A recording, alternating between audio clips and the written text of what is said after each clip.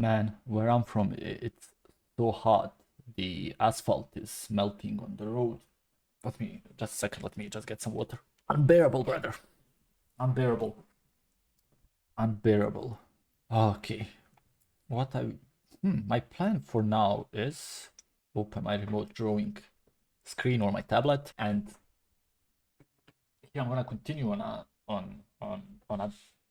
topic related to generative AI, and this topic is on prompt and prompt engineering.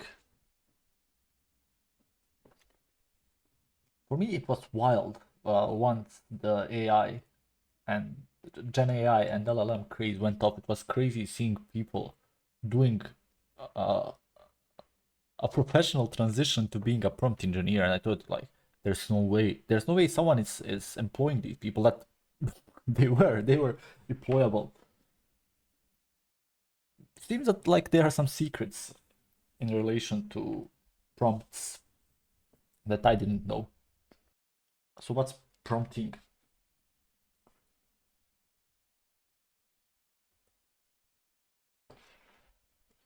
Prompting refers to the art and science of formulating precise instructions or queries to the model to generate desired outputs. So it's giving instructions to the model.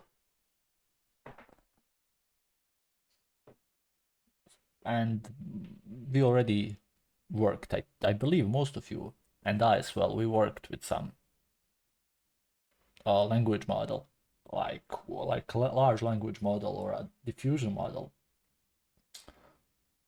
The most common way of prompt representation is the textual representation. You write a textual guide, a textual instructions to the model to get or elicit certain responses. If your prompt is good, you're gonna generate good responses. Otherwise, you're not gonna generate good responses. And in relation to that, we have prompt engineering, which is a field which revolves around refining prompts to unleash the full potential of language models. So I have also prompt engineering, refining prompts to get better results. Prompts to get better results. I like to simplify things. In the end, you can always expand on them.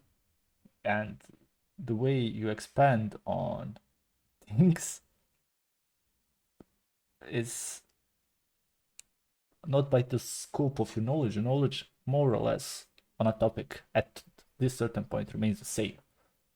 But the way you expand by your vocabulary. You know, I can say refining prompts to get better results. I can say improving instructions sent to the model to unleash the full potential and to get the optimal results. You know, you build upon it, but you remember the basics. Yeah, basically, if you prompt, so let's see, this is supposed to be a search icon, which I just realized is completely unrelated to a prompt, but let's say this is your prompt. Having good prompts is vital in aligning the AI to work the best as it could with our own intent.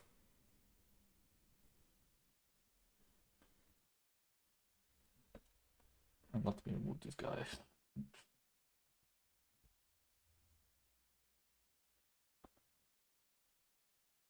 Okay, large language models are trained through a process called unsupervised learning on vast amounts of diverse text data.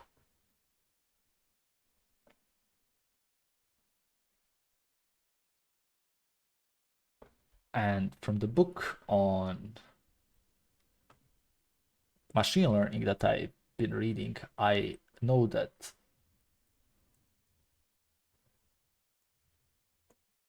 unsupervised learning is a way of model training which isn't labeled. Basically, you give the computer the data and you tell it, hey, I'm not helping you. Figure this shit out yourself. You are not saying this is a spam, this is an okay mail. The computer is left to its own accords in order to make any sense of whatever you gave it. Apologies. Yeah, and also if I'm remembering this correctly from the last lesson, the model is predicting the next word on a sentence based on the context of the previous sentences. Why is prompting the LLMs the right way essential? Because LLMs are trained on understanding context based and generating responses based on patterns learned in this text data. Okay. So when I provide a prompt, I need to structure it in a way so the model is familiar with. All right, another thing is that during training, the model has a diverse variety of data that it trains on. So, and it learns certain nuances and patterns of speech and writing. So in order for you to leverage this properly, you need to incorporate similar structures that model has encountered or knows in its training data. Okay. But here, by having the optimal prompt skills, by knowing the context, you are also tapping into the idea that model now can find similar contexts from that you provided as well, which leads to better reasoning and to better responses, basically. Oh, by the way, unsupervised learning. No labels. Remember this. The only thing you need to remember is that there are no labels.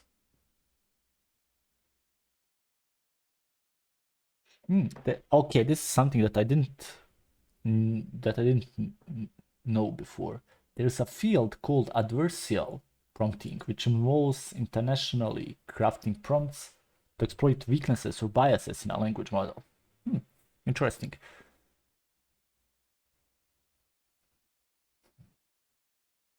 Okay, so now let's talk about some basic principles of prompting.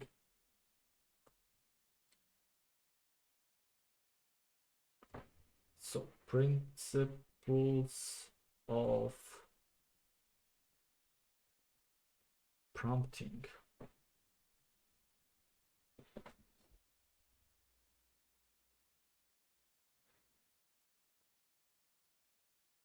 Okay, so I need to instruct the model in the actions I want to perform. Because with the instruction, the model knows what the context for the what the context is and what kind of response it should produce. Now, about context itself, we should also provide additional information, external information, a more descriptive way of coming with the instruction, giving additional feedback to the model itself, so it can better understand the task and generate more accurate responses.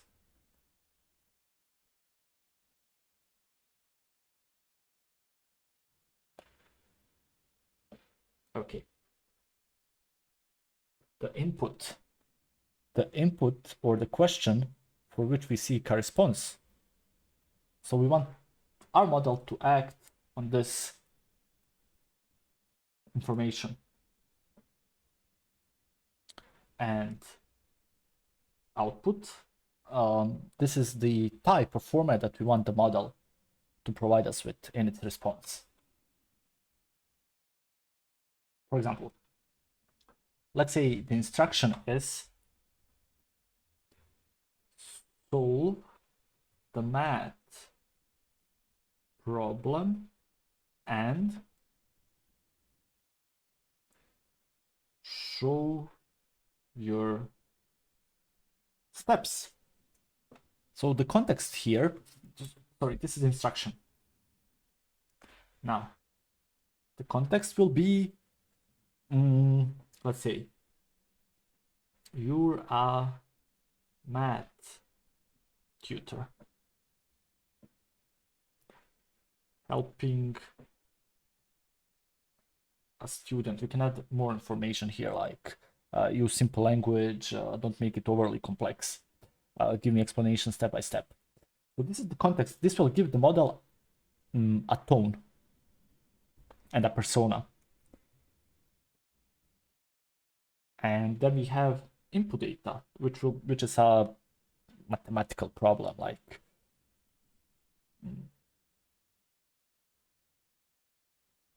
I don't know, Mary has 5 oranges traveling 60 kilometers per hour. I have no idea. This is the input. And the output indicator should be the answers. Sometimes not all 4 elements are necessary for a prompt, and the format can vary based on, I don't know, specific task.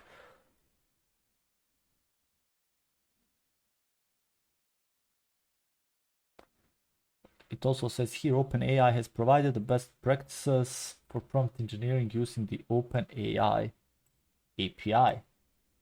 For a detailed understanding, you can explore the guidelines here, and there's a link provided. I don't care about this, but these are some simplified guidelines. Use the latest model. Okay. Structure instructions. Place instructions at the beginning of the prompt. Okay, this makes sense. I never use this. So basically we need to divide our instructions with the context. Be specific and descriptive, already am. Specify output format with examples, okay. Use zero shot, few shot, and fine tune approaching. Oh, interesting. Avoid fluffy descriptions. Give positive guidance. And use leading words. Okay, these are the principles of simple prompting. Now let's talk about advanced prompting techniques. So we have zero shot prompting, where we only give instructions, and we have few shot prompting, where we also give some examples, and the language model needs to replicate these examples. There are some more advanced, intricate techniques, but let's not mention them now. They are mentioned in various research papers.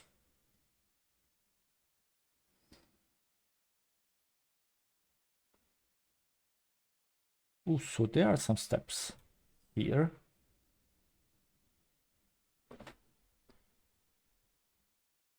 Let me go to another page. Let's call this advanced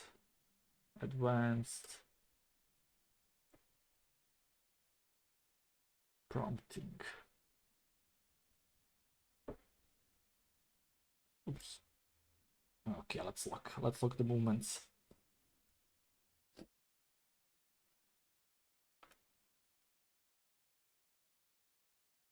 So what do we have? There is something called step-by-step modular decomposition. There are multiple methods in step-by-step module decomposition. Using this, okay, even before reading it, like there's a tingling in my mind when you say decomposition. It means that we break complex problem into smaller ones, we create some manageable steps, and we give a certain structure to follow, which will basically guide our LLM from step A to step B to step C. And instead of having the whole context under its umbrella, trying to fit the whole context by solving simpler steps and steps that are more manageable, this enhances the reasoning abilities of LLMs.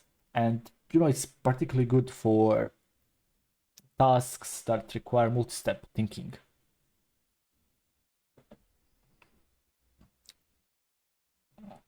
So what can we do here? One example is COT, or chain of thought. Okay, with this method, we provide a sequence of steps that guide a large language model through a problem, and it solves them one step at a time.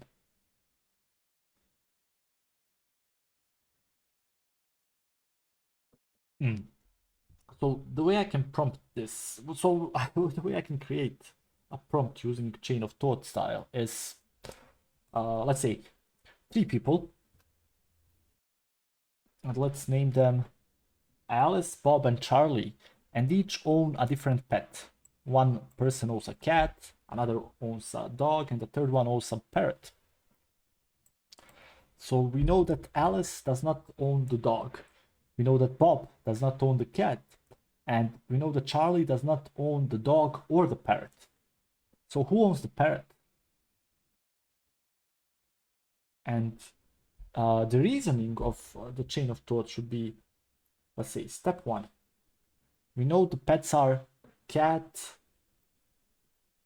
dog, and the parrot. And each one has a unique pet. Now, step 2, we can say Charlie does not own the dog or the parrot. I don't know, I'm gonna. Then we have step 3. Since Charlie owns the cat and Bob does not own the cat, Bob cannot have the cat. So Bob must either have the dog or the parrot. But then we have the step 4. Alice does not own the dog. So if Charlie owns the cat, that leaves Alice either with parrot or the cat, but the cat is taken, so Alice must take the parrot. So, and then we have, this leaves Bob with the only pet remaining, the dog. And then we can say, okay, Alice owns the parrot. Instead of jumping to a final answer, the model is reasoning deductively through constraints, and with each step, it eliminates a possibility. And the model is thinking out loud, mirroring how a human might solve a logic puzzle. More concepts related to this. As we said, COT prompting just means that instead of looking at a problem in its entirety, we break it down step by step, like we should basically in real life. And as we said again, without this, the model would jump to a wrong answer because the thinking process is not there.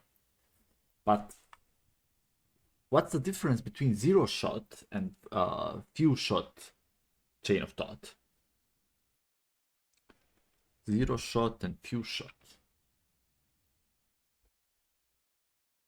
With the zero shot, we give no examples. There is one problem, and the most important thing is just to think step by step. For example, let's say this is a electricity line, and there are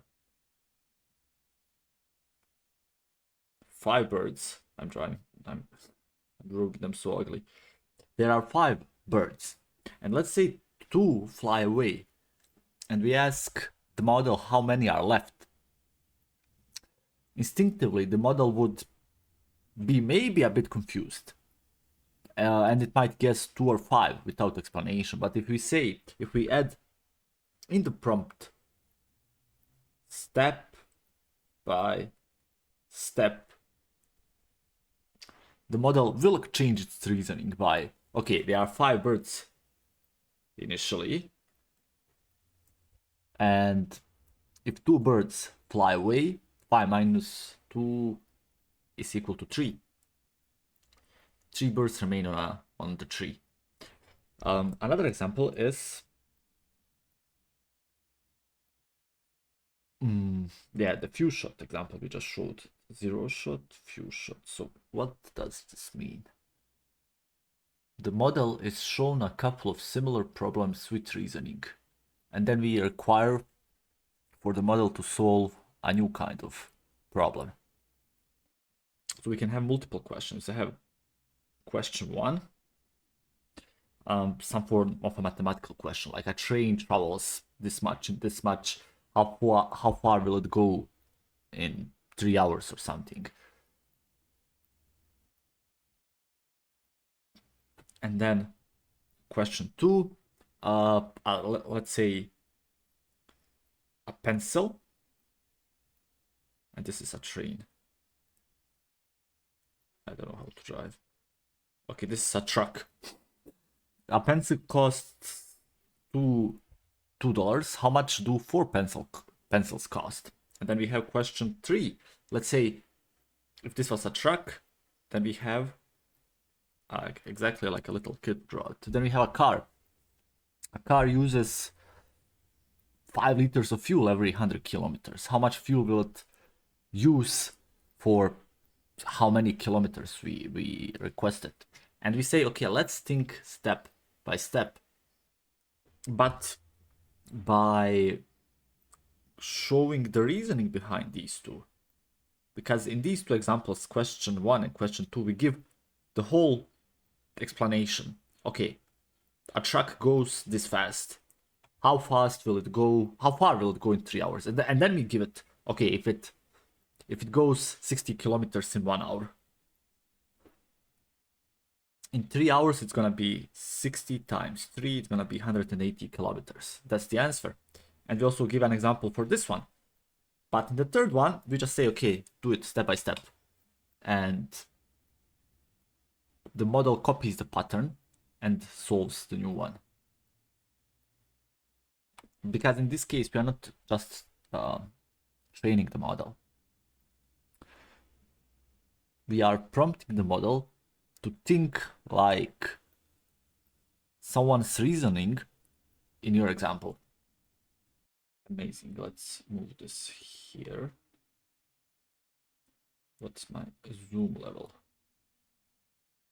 Okay, let's make it 280.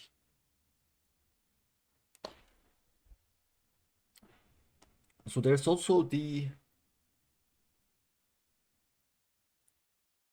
auto chain of thought.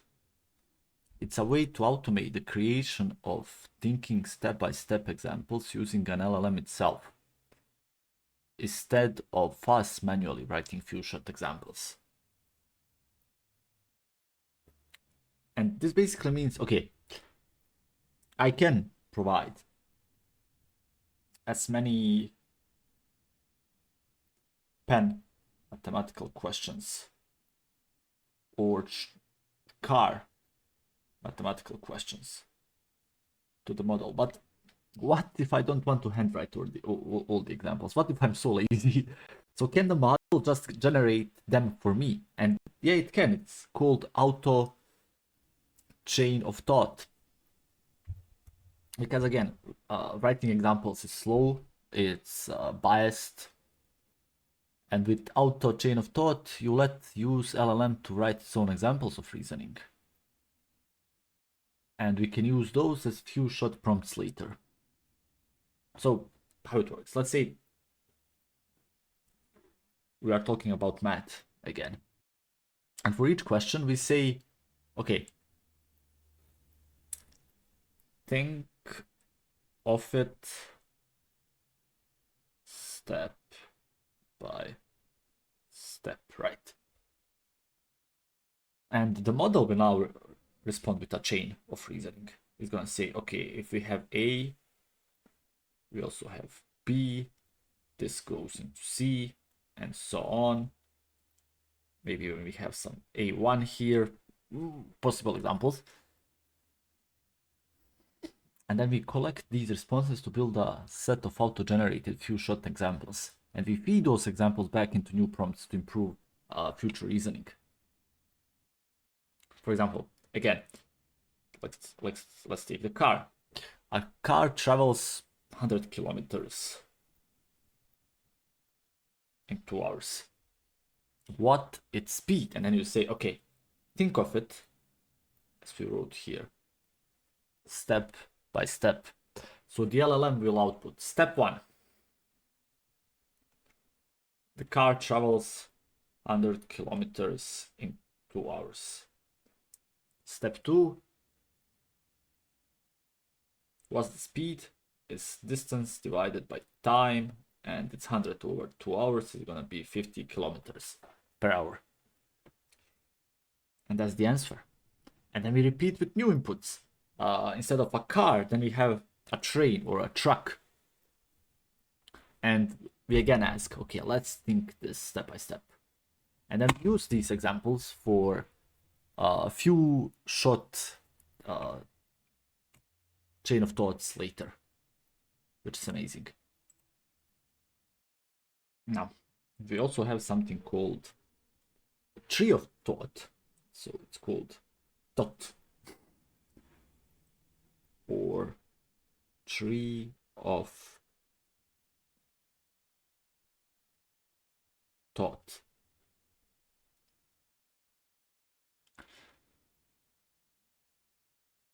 It means now that we are not thinking in a line anymore. We are not going from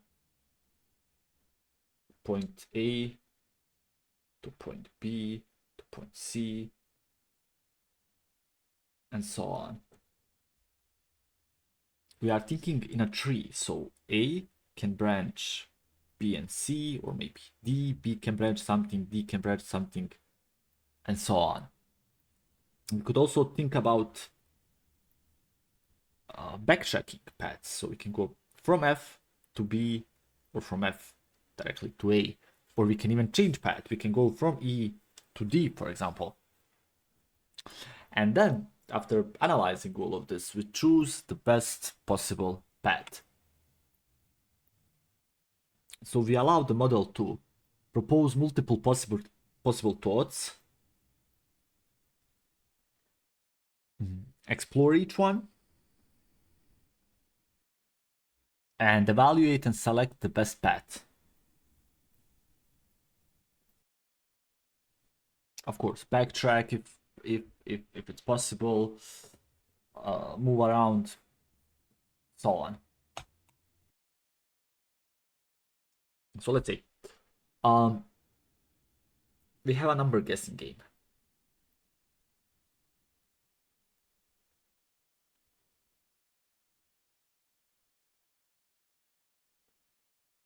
And we can ask 3 yes or no questions to guess a number between 1 and 8. So 1 to 8, 3, yes, no questions.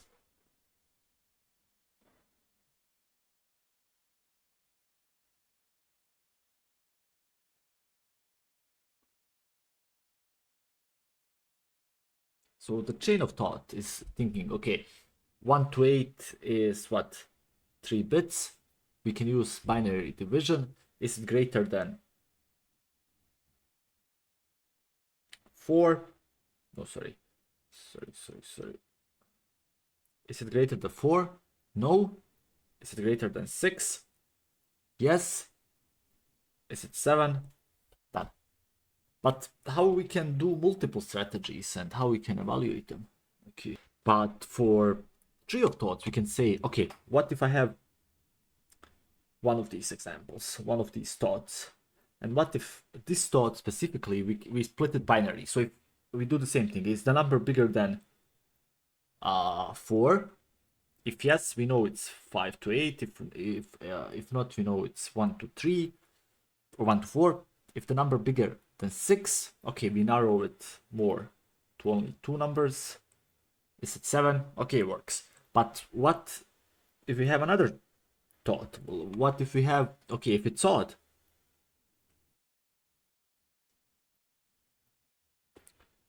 So we have 1, 3, 5, and 7. It's bigger than 4. So in this case, we can guess it again, which could work if some numbers are more likely. Then we have, for example, the third thought pattern, like, is the number 1, 2, or 3? If not, we go 4 to 8. Is number 4 or 5? If not, we go another route and we guess differently, and so on and so on. Now, model has these reasoning branches right here inside each of these examples, inside of each of these thoughts. And it says, okay, thought number 1, this guy right here, has the lowest worst case steps and always finds the number in 3 tries. I'll choose strategy.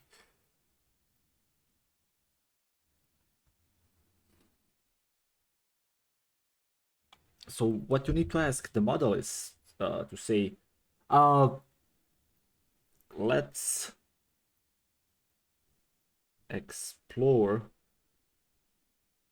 possible thoughts and decide the best path.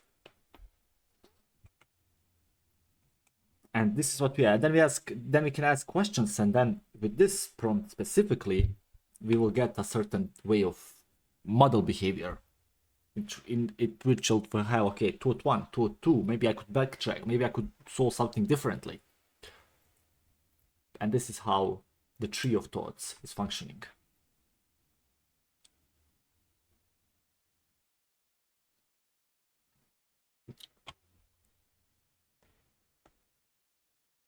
Let's move to a new page here. Let's move all the way. Can I move it to the right? This is the right. I think this is the end.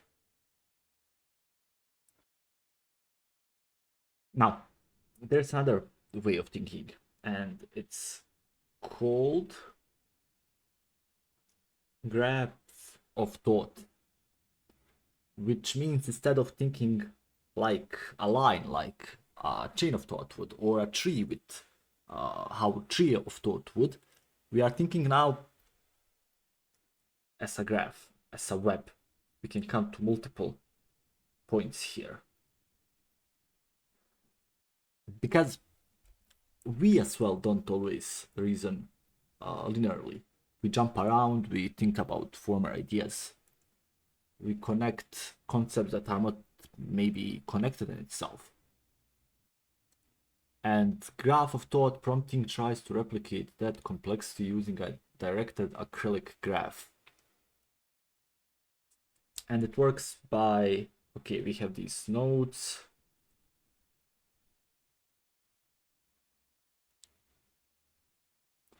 Which are individual thoughts of reasoning or reasoning steps. We have edges, which are connections between them.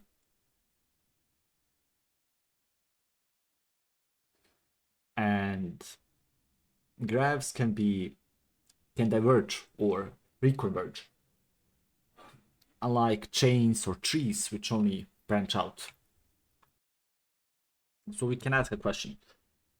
We have a book, let's say. I don't know why I'm drawing this all the time. Let's say we have a book of whatever. And we ask in the book specifically, why did the main character decided to leave their hometown at the end of the story? So a linear chain might say, okay, he had this scenario happen to him, then this scenario, then the third scenario, and this is how a linear chain would think like. But graph of thought might generate nodes like, okay, he felt emotionally trapped in his hometown. He had a dream of becoming something else. He had a family fight. He had an opportunity in another city.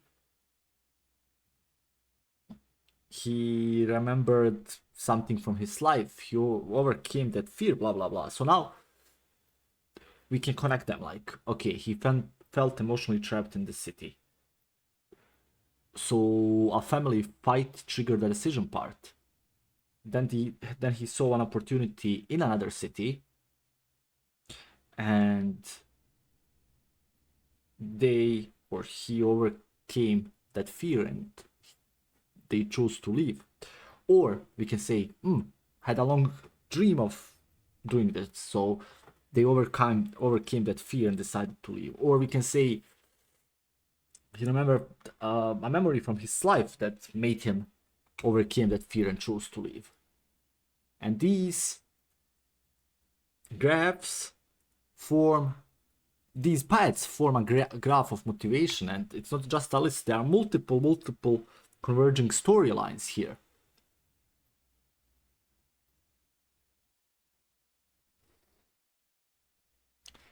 And how we can use it, let's say, in practice. We can build a model where the model has to analyze a business problem, like why is the company's profit decreasing despite higher sales?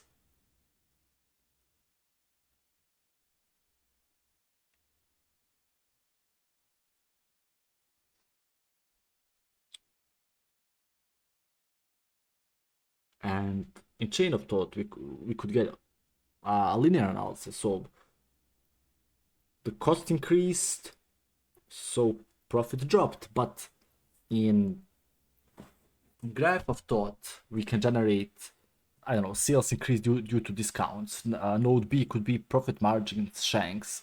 Node C, shipping costs rose, and stuff like that. Okay, so now there's also the idea of comprehensive reasoning and verification.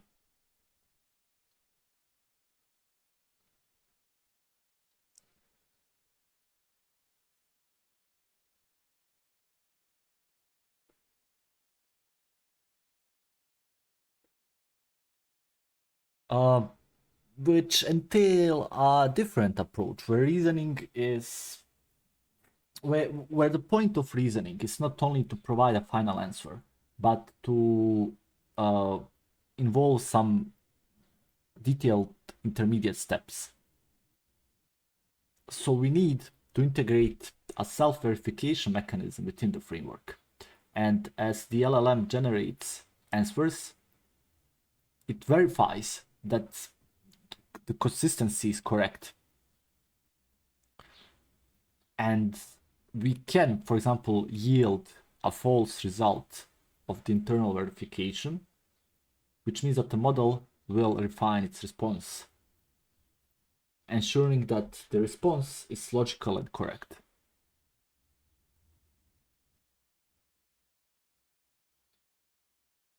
For example, we have the ape or the automatic prompt engineer.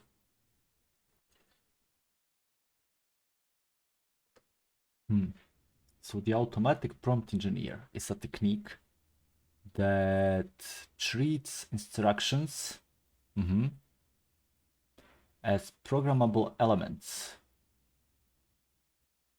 and seeks to optimize them by conducting a search across a pool of instructions candidates proposed by LLM.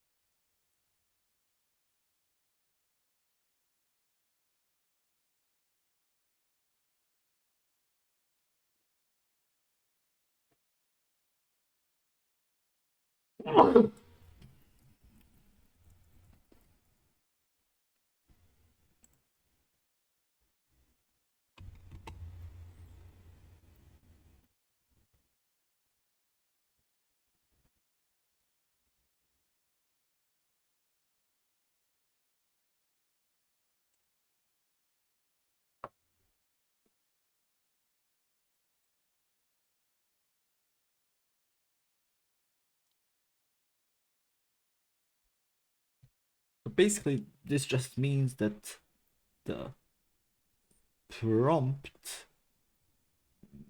becomes the object of optimization. Optimized. So instead of a human trying to write a good prompt manually, Ape says, let the model propose a bunch of prompt candidates. And then it uses a scoring function to check which prompt gives the best result. And then it chooses the highest scoring one and uses that as the final instruction. And it's similar in a sense to evolution because we have many prompts that are tested. The best one survives, and the process repeats until we find the best performer of the prompts. And we can do this, we can actually create and understand this using a real world example, which is we want to classify emails as having, let's say, a positive, a negative, and a neutral sentiment. And we ask the LLM to generate prompts to tell it how to do this.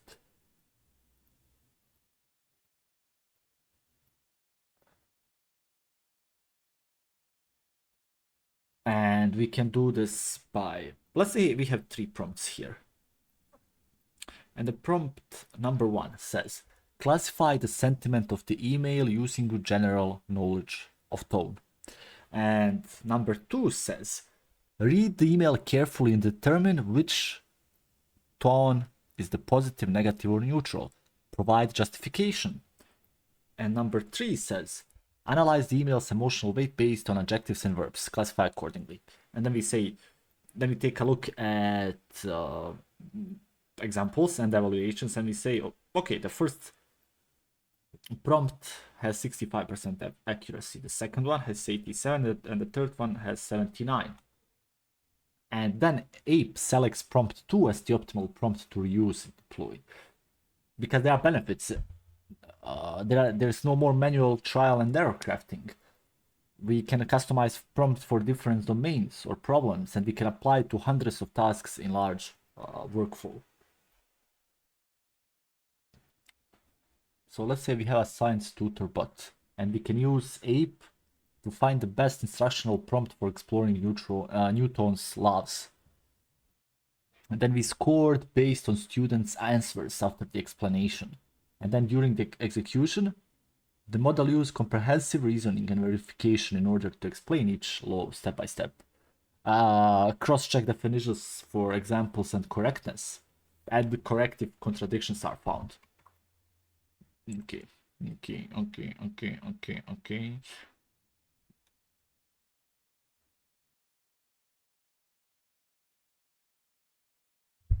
Another comprehensive reasoning algorithm is chain of verification, or COV. It means that it is a fact-checking workflow that's built into the model's reasoning. Instead of the model just saying the final answer, the model will write a first draft of its answer and then ask itself questions. So if this is the robot, it's gonna provide a list of, let's say, answers, and it's asking itself to verify facts from that answer. And it answers those verification questions independently and then revises the original answer if anything was wrong or misleading. It's like, you remember this game Alien Isolation, in which you play as, I think, Ripley's daughter, and they were talking about how Alien, I don't know if I'm gonna draw it correctly, no I'm not, how the alien has, well, maybe I did somewhat similar. How the alien has 2 brains, so to say. One that finds your approximate position, and the other one that analyzes the sounds or the movements or things like that. Then this is similar, because theoretically this is like giving the model a second brain. And this is actually important because LLMs sometimes hallucinate. They make up facts confidently, and Co is basically saying, hold up, are you sure about this? Let me double check.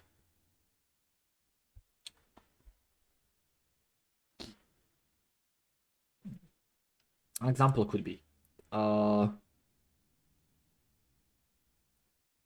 me about the causes of the French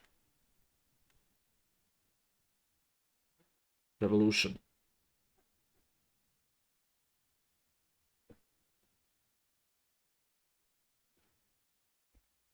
And the background should be white, but okay.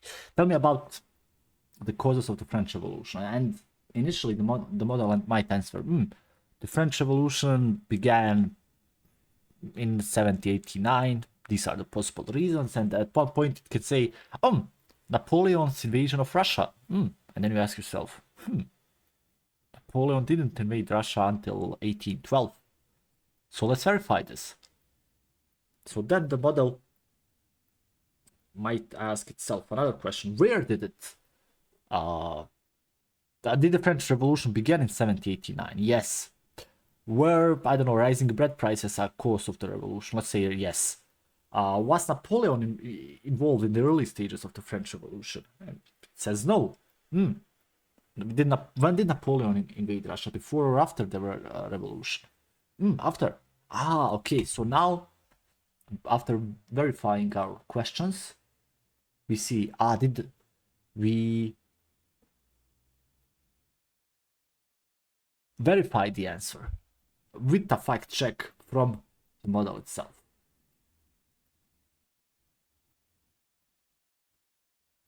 And we can try this ourselves using an example by asking the model a question, and then we copy its answer, and then we ask, what facts in this answer need verification?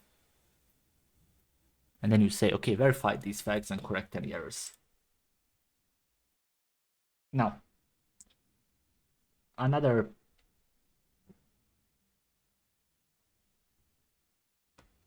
way of reasoning is self-consistency, which means that instead of trusting a single reasoning path from the model, which might be wrong, we let the model try multiple reasoning paths, then see what answers show up the most. If we ask a classroom full of students to solve a problem, if 7 out of 10 give the same answer, that's probably the right one.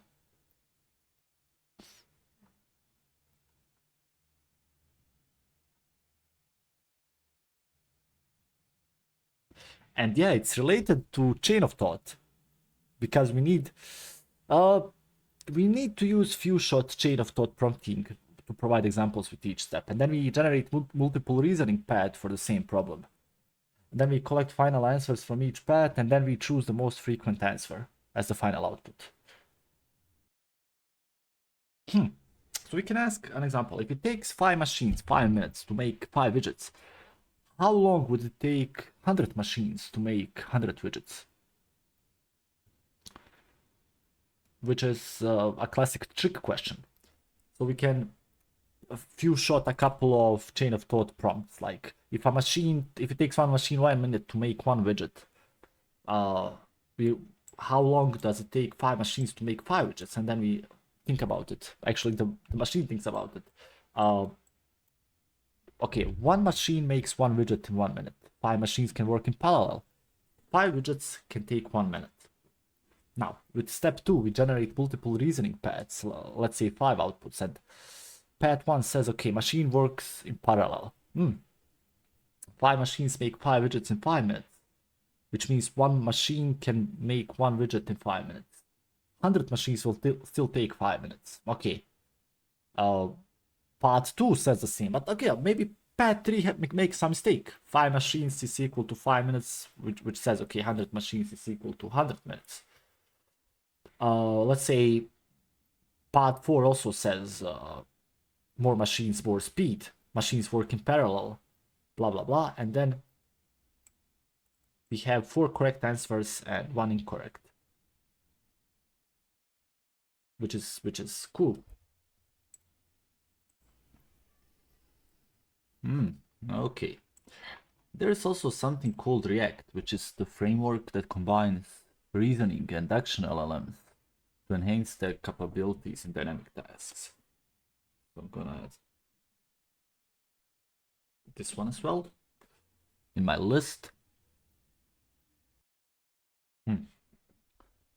So React, instead of the model just thinking or just doing, React combines both in a loop. It thinks aloud, and then it takes an action, and it updates its reasoning based on the result, then acts again if needed, until ready to give the final answer. So maybe the best way to do this is to create a practical example here.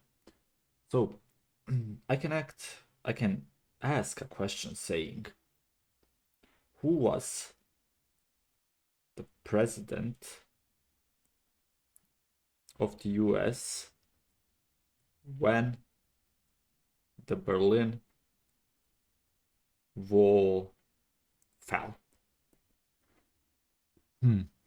So the thought is I need to find out when the Berlin Wall fell. So the action is search when did the Berlin Wall fall? And we can find out that the Berlin Wall fell in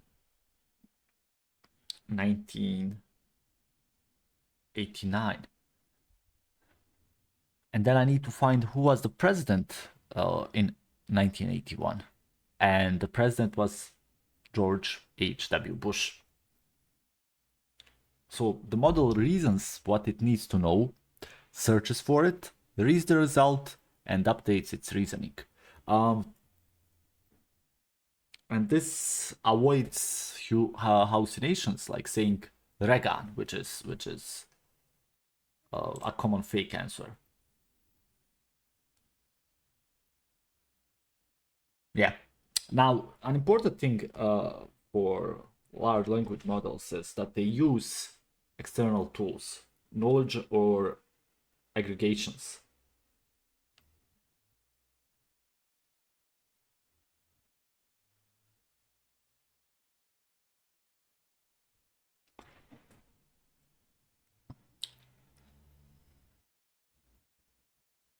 In order to, get the best possible answer, to get rich responses.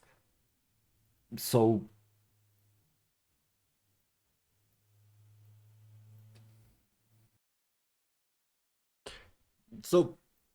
what this basically means is that we let the model try a task, then it observes where it's confused, and then we can bring human created or human supported examples to teach it better, but only for the confusing parts.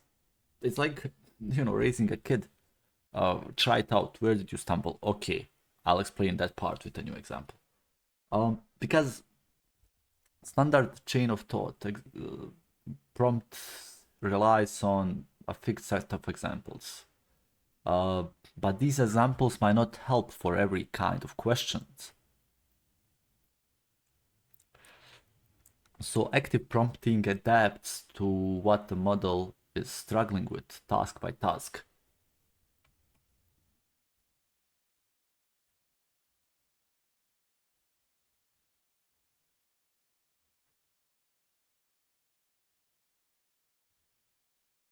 An example is, let's say we are building an LLM assistant to solve deduction puzzles, like IQ test style. So we ask the model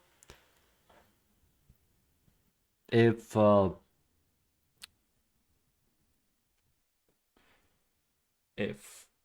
all A's are B's and some B's are C's, can we say that some A's are C's? And we run this question 5 times. And the model will give 5 different answers, which is, let's say, a disagreement. Yes, no, maybe, no, yes. So the model is uncertain about this question. So we calculate the uncertainty metric. You know, if there is high disagreement, then we know that there's also high uncertainty. But then we select this question for human annotation, and human writes, okay, these are logical fallacies.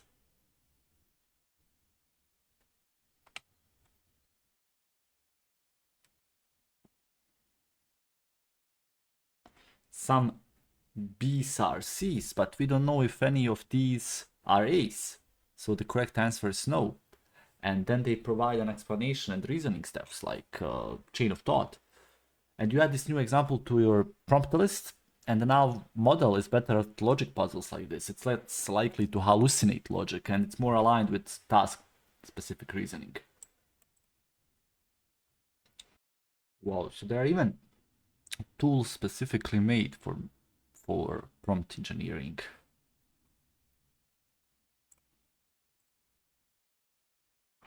Which is really interesting.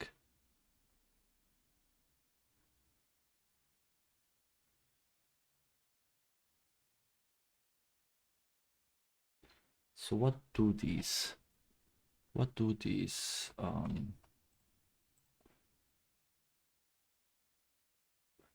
tools do? For example, quick model performance assessment. All right. And we also have prompt engineering.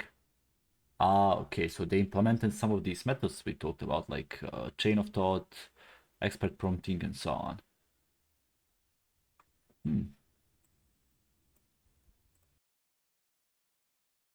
There's also some extra resources here. Maybe I should take a look at them as well.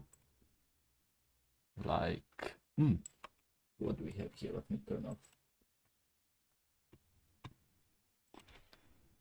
Let me turn off my tablet. Oh, okay, so this is actually a chapter in itself. We are gonna do this in the next episode. Thank you for watching this one though. Bye bye.